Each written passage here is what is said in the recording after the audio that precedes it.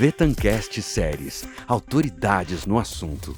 Olá, seja muito bem-vindo a mais um Vetancast, essa edição especial aqui que acontece no Exponential.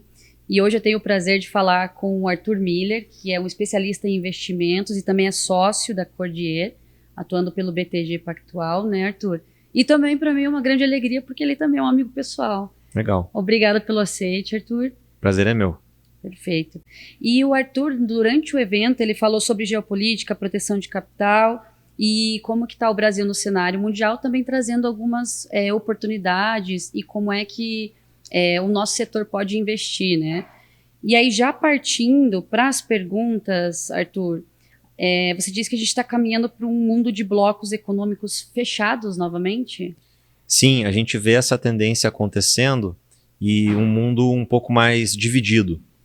Historicamente, principalmente depois da Segunda Guerra Mundial, a gente viu um avanço do globalismo, a indústria se posicionando na Ásia, onde tem algumas vantagens, é um custo mais barato também, e agora a gente vê esse movimento aos poucos sendo revertido. Tem um termo no mercado que a gente chamado nearshoring, ou seja, você trazer para perto ou até para dentro de casa a produção de algum tipo de insumo ou até mesmo a sua indústria.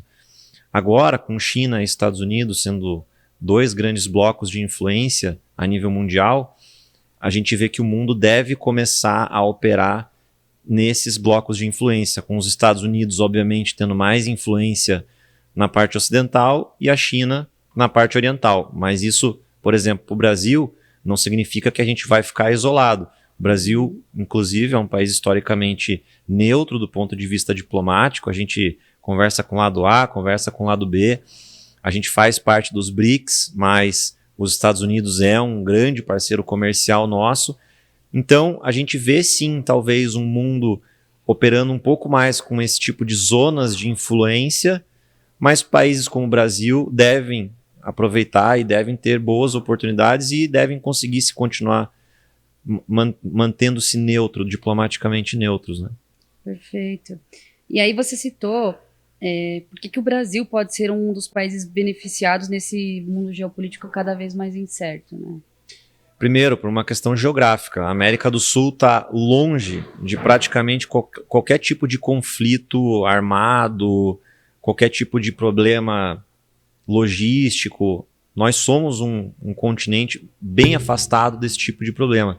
Um dos grandes motivos pelo qual os Estados Unidos foi e ainda é a nação mais próspera do mundo foi porque sempre quando teve alguma grande guerra, isso ficou muito longe do território deles. O máximo que conseguiram chegar foi lá no Havaí, no Oceano Pacífico, mas nunca a gente teve guerra em território americano. Então, a questão geográfica é muito importante. O Brasil também, como eu comentei na pergunta anterior, é um país diplomaticamente neutro, amigável, então a gente faz negócio com todo mundo. A gente tem também um custo de energia muito barato, que traz também uma atratividade, um custo baixo e uma energia também, uma matriz elétrica renovável, o que é do ponto de vista ambiental, que é um outro tema muito importante hoje em dia também, faz muito sentido. E o Brasil é um grande hub global na produção de alimentos. Com esse mundo mais instável, geopoliticamente falando, você ser um país, um polo e um pilar da segurança alimentar é fundamental. Você poder garantir o abastecimento do mundo, de vários países, é fundamental e traz uma relevância estratégica muito grande para o Brasil. Nós somos também o país que tem a segunda maior reserva de terras raras do mundo. Uma das indústrias hoje mais pujantes do mundo é a de inteligência artificial, de data centers. É uma nova revolução industrial que a gente está vendo. E os principais insumos para você conseguir atender essa indústria são justamente as terras raras. A maior reserva do mundo é a da China e o Brasil tem a segunda maior reserva. Muito longe, muito maior do que a reserva, inclusive, de segundo, terceiro, quarto, quinto colocado. E a gente nem começou a explorar isso ainda. Então, a gente tem um mar de oportunidades e a gente tem uma oportunidade num setor que a gente já entrega com muita excelência, que é o setor alimentício. Então eu vejo com muito boas oportunidades para o Brasil nos próximos anos. Certo. Então o Brasil pode desperdiçar essa janela histórica? Sempre pode. A gente chama que o caminho está dado, o Brasil está bem posicionado, mas sempre dá para capotar na reta.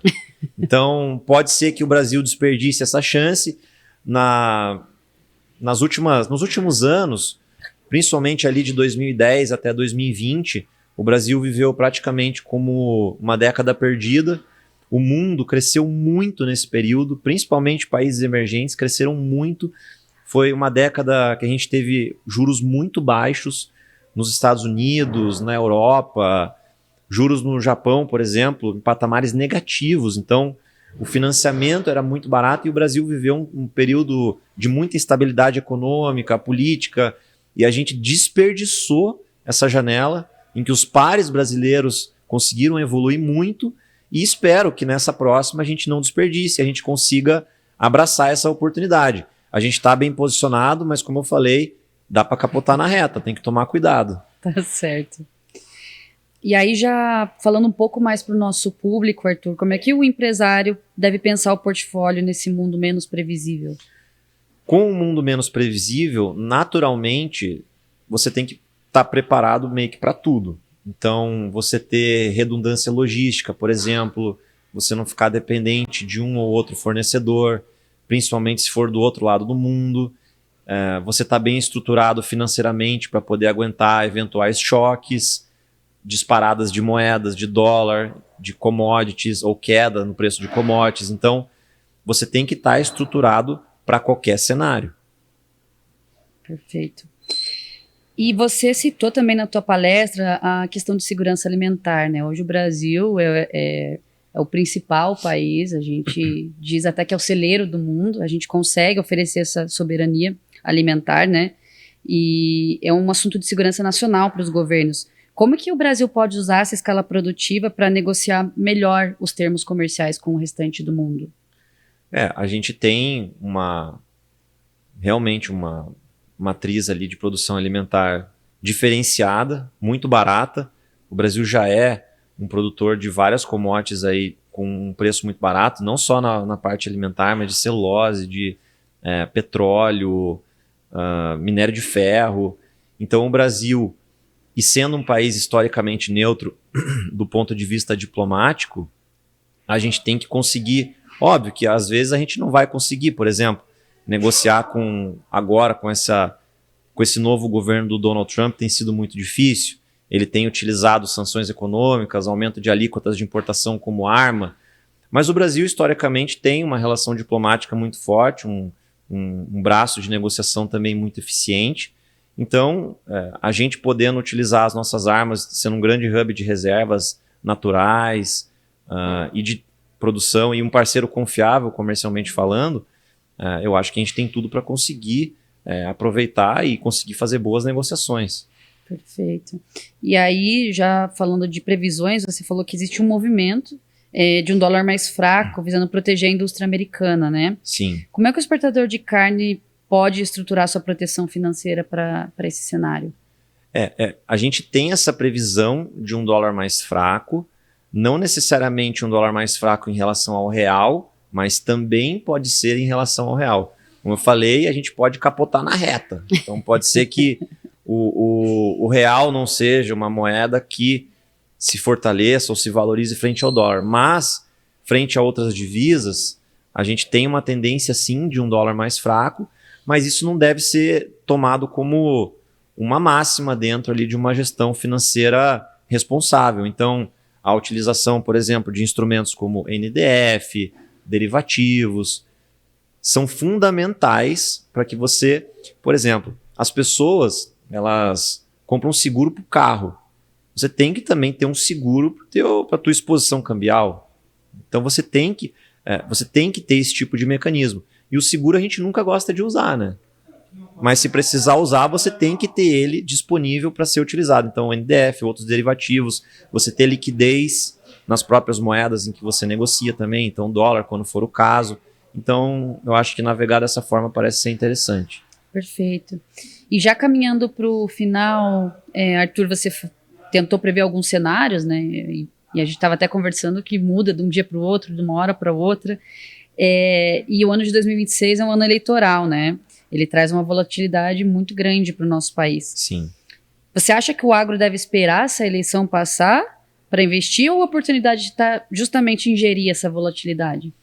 Eu acho que não deveria esperar, até porque, vamos lá, se tiver uma reeleição do atual governo, vai ser meio que mais do mesmo. Então a gente já meio que sabe o que vai acontecer. Claro, a gente tem a questão fiscal, a dívida PIB brasileira deve fechar esse ano em 84%, a gente não tem nenhum país parecido com o nosso com esse patamar de dívida, então é algo que preocupa e que terá de ser endereçado a partir do ano que vem, seja Lula ou seja outra pessoa sentada lá na cadeira de presidente. E a questão do risco de você esperar, de toda essa incerteza, ela também gera um prêmio. Então, quanto mais arriscado o cenário, maior o prêmio. Então, se você fizer uma decisão de investir agora com responsabilidade, mantendo uma estrutura financeira adequada, tendo redundância logística, como eu falei, parece ser sim um cenário de boa oportunidade. Eu não aguardaria o resultado da eleição. Eu acho que a hora de investir é agora. Claro, se a gente tiver um cenário um pouco mais claro nos próximos meses, se a gente conseguir ver pesquisas indicando a vitória de candidato A ou B e que a gente já possa tomar uma direção em relação a isso, ótimo. Mas eu não acho que tem que esperar, até porque se vier, se continuar o atual governo, a gente já meio que sabe o que esperar. E se tiver algum tipo de mudança, a gente enxerga até com bons olhos do ponto de vista fiscal, a gente deve ter algum tipo de reforma, o mercado deve olhar isso com bons olhos também. Então a tendência é de também estabilidade do dólar, um juro um pouco mais baixo também, então eu não esperaria. Tá? Eu acho que é um cenário investível, eu acho que não deveria se aguardar, não. Perfeito. Tá certo, Arthur. Muito obrigada pelas informações e por tua contribuição. E nos vemos no próximo Vetancast. Até! Obrigado. Vetancast Séries, autoridades no assunto.